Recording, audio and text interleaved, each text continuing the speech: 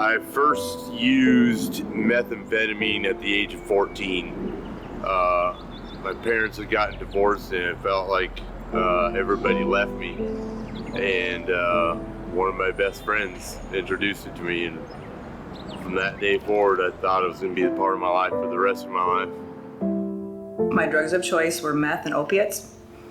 I started using drugs and alcohol around the age of 12 or 13.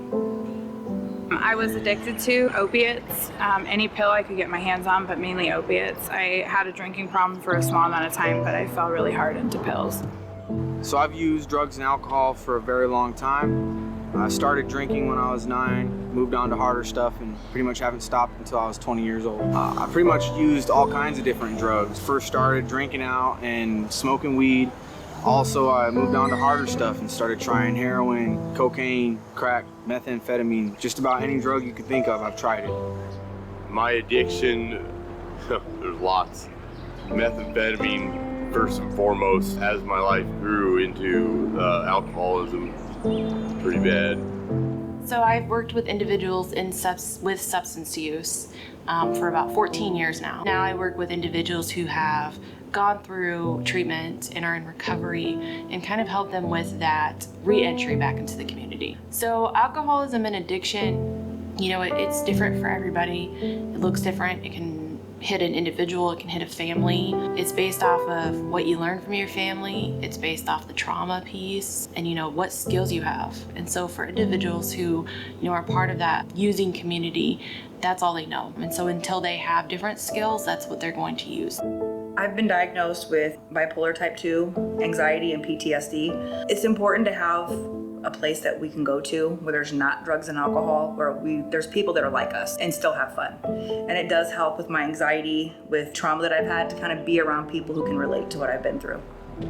My thoughts when I first got sober, leaving the party scene, I didn't think that I was going to be leaving the party scene forever. I moved into sober living and I knew I had to be sober in the sober living house, but I had planned on when I left that I would party again because the nightlife and the fun and the high you get out of just going out, dressing up and being out with friends was a whole experience in itself. So to say that I couldn't have that anymore, I had a hard time accepting at first.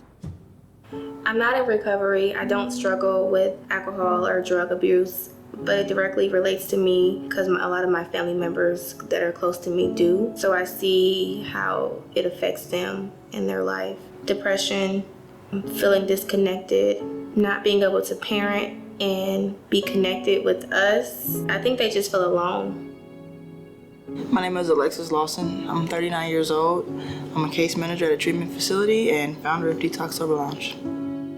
So I had 6 years sober at one point, and I was finding myself in the bars and clubs just to have fun. And towards the end, you know, more frequent, and it actually eventually led up to a relapse.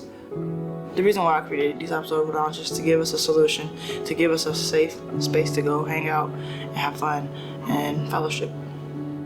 It's important for us to have a place around to go socialize. Fellowship is very important for the recovery community, and if we can add the fun portion to it, you know, it's a win-win situation.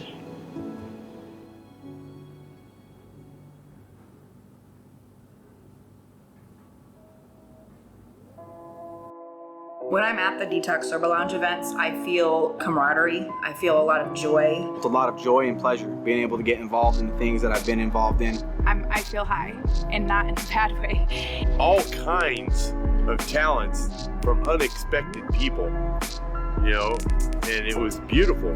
These people that came from the streets, that came from prisons, that came from treatment, that lost their children, all these things, and they're standing there together having fun, dancing together, holding hands in prayer.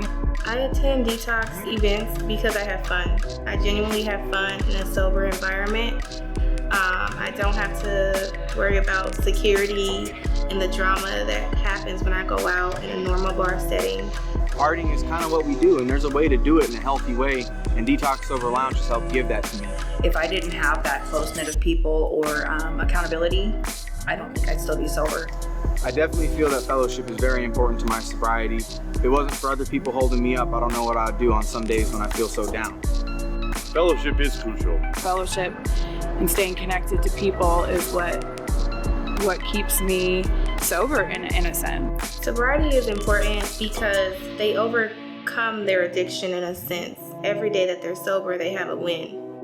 Detox success is important to me because I feel like this is what our city needs. So I am beyond excited to have Detox Sober Lounge. I don't know of any other place that offers this kind of support and community for these individuals. We have the sober support groups that offer gatherings, 3 or 4 times a year, but there's not something that teaches individuals in recovery that they can do these things without having the substances. A lot of times in recovery, we get sober and the party life is over and we feel like, now what? Now Detox Sober Lounge.